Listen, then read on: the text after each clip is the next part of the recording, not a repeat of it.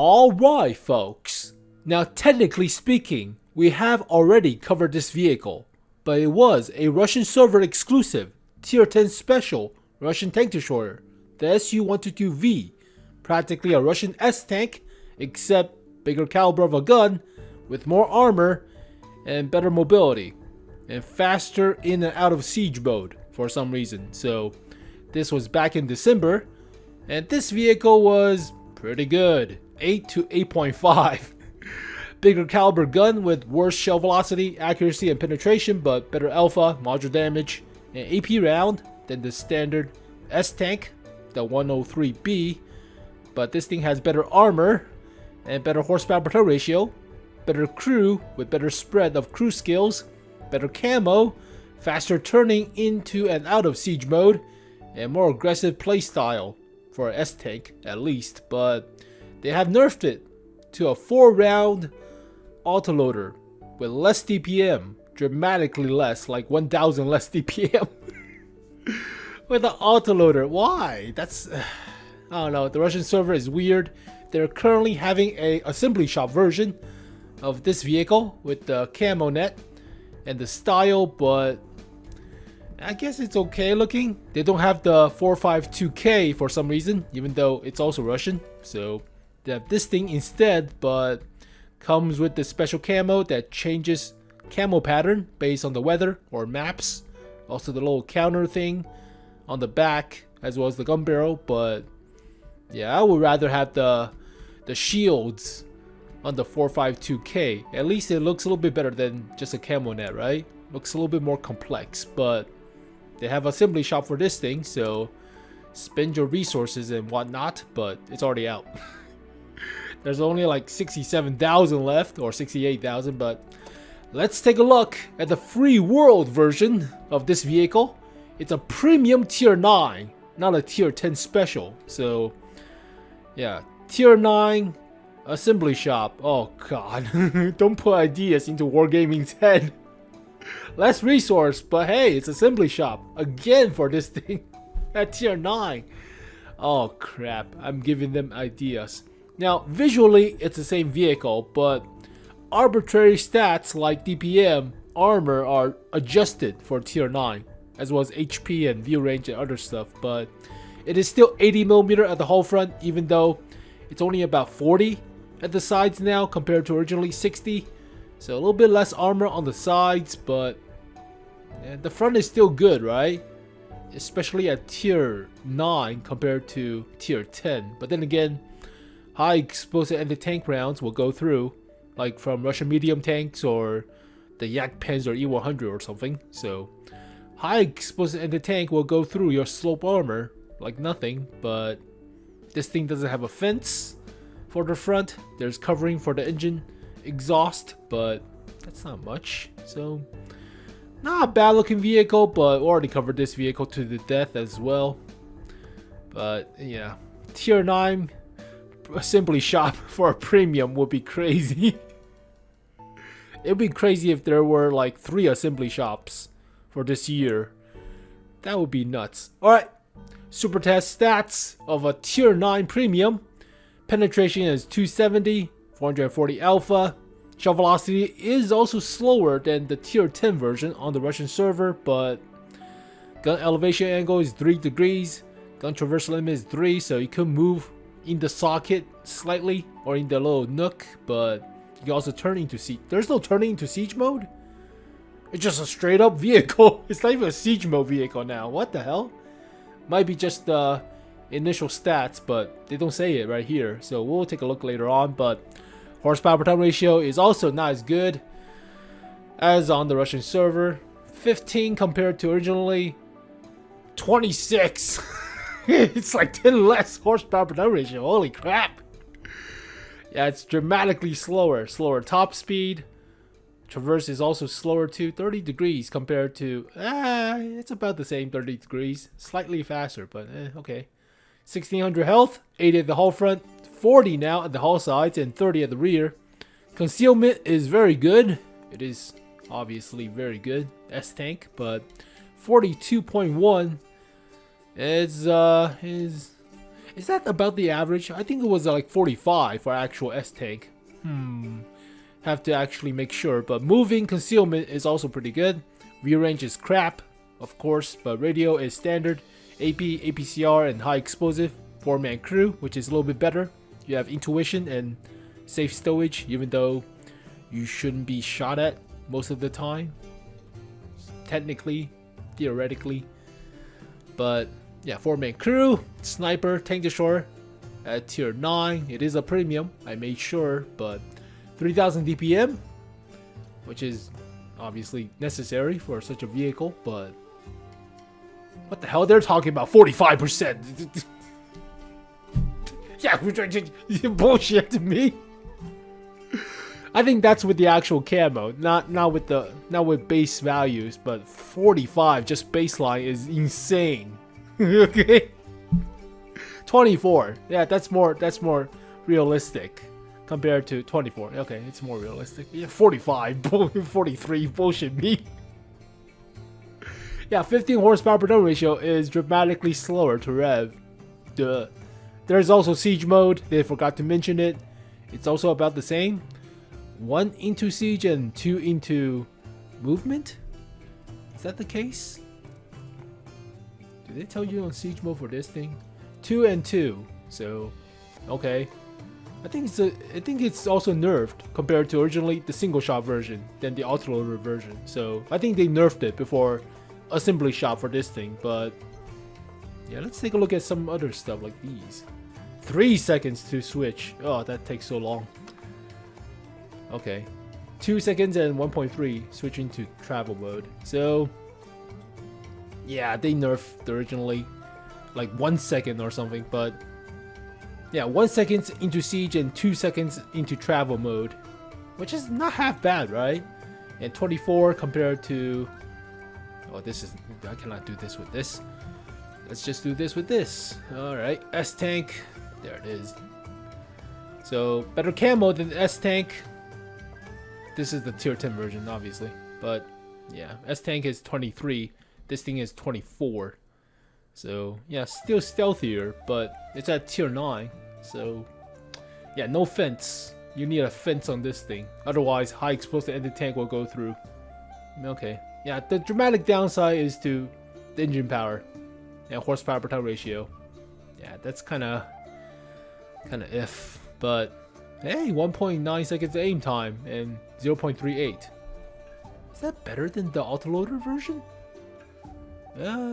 Better aim time, not as good as accuracy for the autoloader version, but okay, that's fine. I mean, it's flip around most of the time, so 40-20. Checking back, 44-20. Ultraverse is also faster for some reason. All right, that's nice. You can still play this thing aggressive, right? You can still play aggressively, and especially turning into siege mode is faster, so you should play this thing aggressively. But yeah, side armor is not as good, so don't wiggle about, and don't stick your face into like high explosive anti-tank rounds. But shell velocity is 940. Compare this to, yeah, 100 meter less per second shell velocity of AP round. Unfortunate, but oh well. 40 round compared to 52 carries less ammo. Alright, fine. I mean, you need some arbitrary nerf to be at tier 9, right? Arbitrary nerfs. But it is a premium now, so theoretically, is it a good premium? I think it is. I mean, depends on how aggressive you play this thing, but base accuracy is not good for the stuff. They don't show you the siege mode accuracy, unfortunately. Yeah, they don't show you the siege mode accuracy. It's 0.38 for base. There's no siege mode accuracy. 1.9 seconds aim time is quick though. It should be even quicker in siege mode, like 1 second. But it'll be funny if they have a second set of stats that are worst, even or worse in siege mode, like with the German S-Tank. Like this thing gets a drop in DPM going into siege mode. Without siege mode, this thing has tremendous DPM, but it gets better accuracy, better aim time in siege mode, at the cost of DPM. So it'll be funny if the siege mode stats are worse than the actual travel stats, but we'll have to see. This is such a weird S-Tank. It wants you to play in non-siege mode, but it's not comfortable whatsoever. So, okay. Alright. That's fine, I guess. I mean, for a premium tank, yeah, it's not bad, right? Compared to stuff like, I don't know, the TL7 as a tank destroyer at tier 7, or tier 9 is blah. It's so average of a tank destroyer. This thing is going to blow that thing out of the water.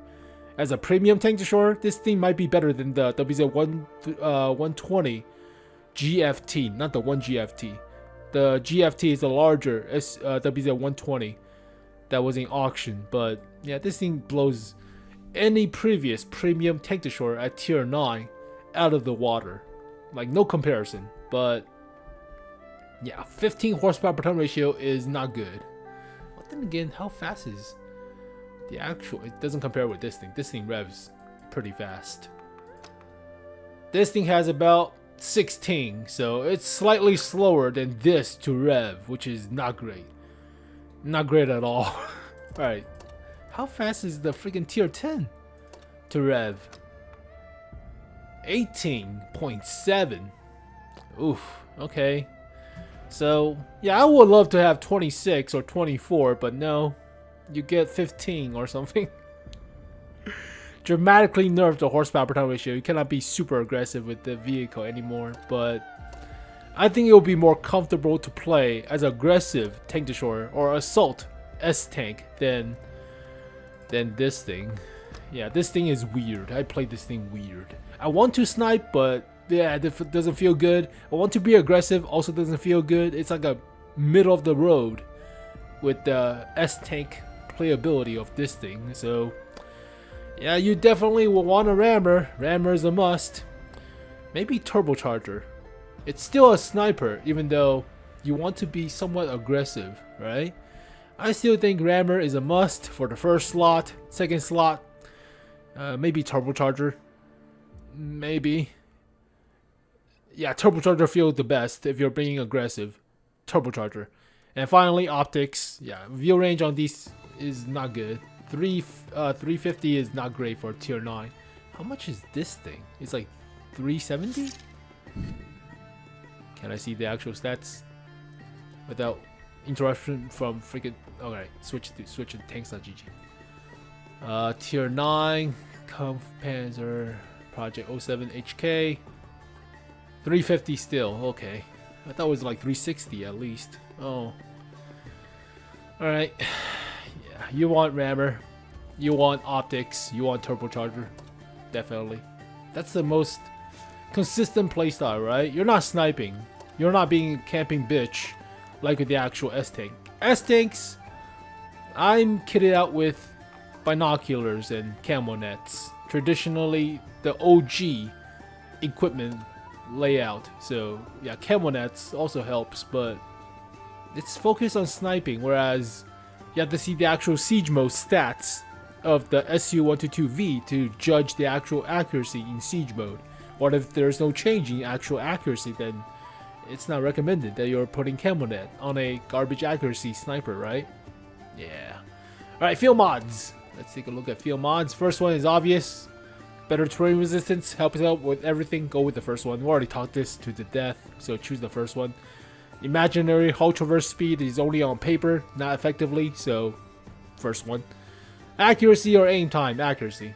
0.38 accuracy is garbage, so it could be like 0.34 or 3.3 in siege mode, but we'll have to see. But yeah, go with better accuracy. Camo after firing or view range, no question. Camo after firing is only like 10%, which is not bad, but it is very niche for vehicles like the E25, which fires rapidly. So camo after firing for this vehicle is, keep getting confused, 4.32. Yeah, go with better view range. Always go with better view range. It's like I'm confusing the Russian server with the actual Supertest.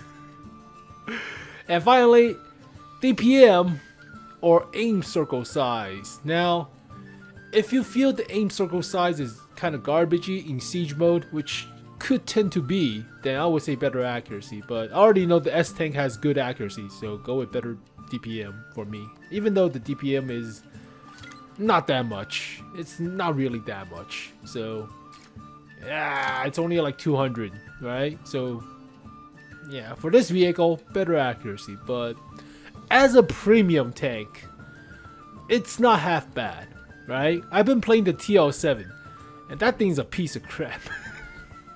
It is, yeah, it is proven to be a 4 out of 10 for me. God damn.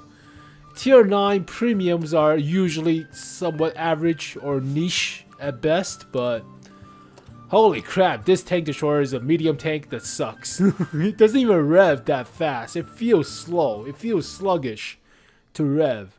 But goddamn, this. I mean, you can also look at the WZ-120 GFT, the Chinese Tier 9 tank destroyer. It is only offered in auction, but I skipped out. So this thing is a bigger caliber gun, but it's a superstructure thing, so it plays more like the heavy tanks. It is a medium tank chassis, but yeah, it's a 130, right? It's a 130. But yeah, revs kind of if too. So also armor is only 150, slightly sloped. But yeah, the armor doesn't really hold up in comparison to like the 113 GFT. So yeah, armor is nothing.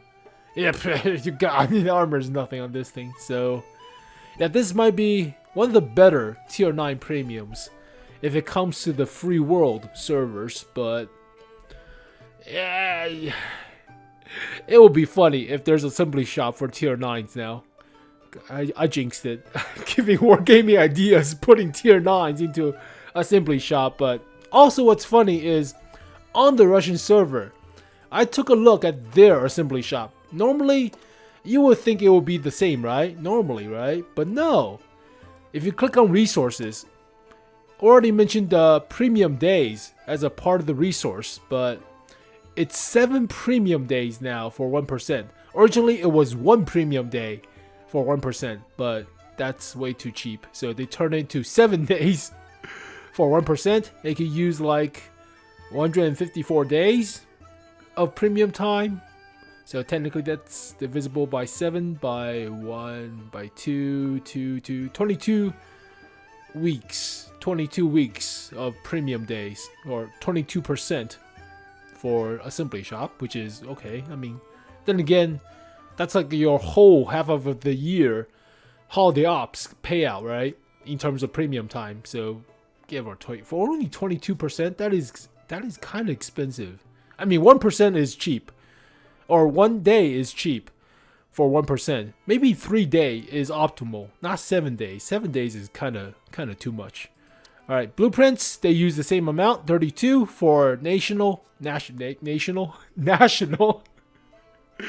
and 20 for universal. So the same with blueprints. It costs more gold per percent than the other servers by 50. Bonds are about the same, right? 500 bonds, that feels about the same. Credits cost more by 144,000 or so. And free XP costs 4,400 more than the standard 10,000 free XP. So it's more expensive on the Russian server per percent of assembly shop. And that's, I mean, then again, it's a Russian server. What the hell do I know? So yeah, maybe they'll put Tier 9 assembly shops into the other servers, but they have the resources. You can just swap it back and forth, right? Tier 9 assembly shop for a premium tank, that is actually not half bad. I'll give it like a, it's like a 6.5. I mean, it still feels pretty good, right? I mean, it's not impressive like the original stats. Originally 20 something horsepower per ton ratio. That's great. That is superb.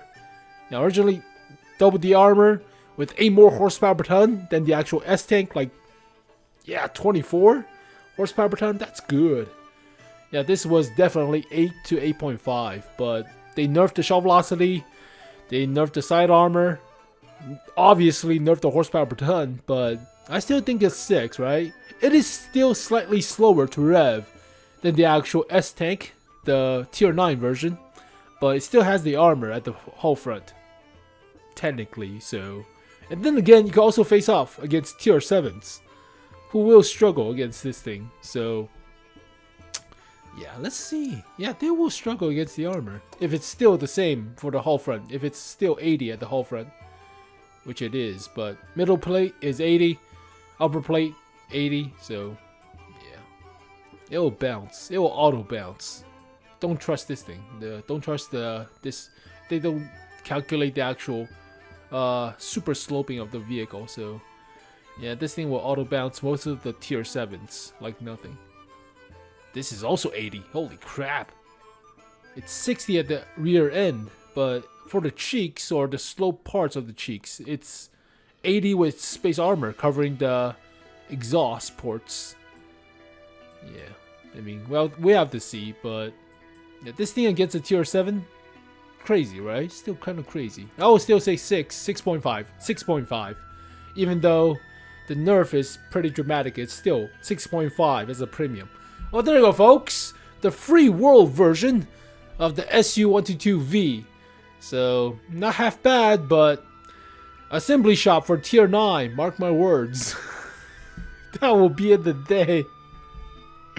I mean, I'm enjoying my hibernation, but goddamn, they'll put tier 9 assembly shops. They already did for the Russian server with tier 8s. Assembly shop for the TST, which is the Russian server exclusive tier 8 Czech heavy tank. So I have the list of Russian server exclusive vehicles. We already covered most of these too, other than the low tier ones, but yeah, they have their own exclusive lineup. But we could see the tier 8s, right? Not the flamethrower, not the cockroach flamethrower. We could see the Char Lord AP58, the Chernyovs KV4, and the TST. So we could see these on the other servers, but or even the low tier fillers for holiday ops. Not the flamethrower. The flamethrower tier 2 doesn't count. So, as always, thank you guys for watching this video. Hopefully you guys enjoyed it. I'll see you guys next time. Peace.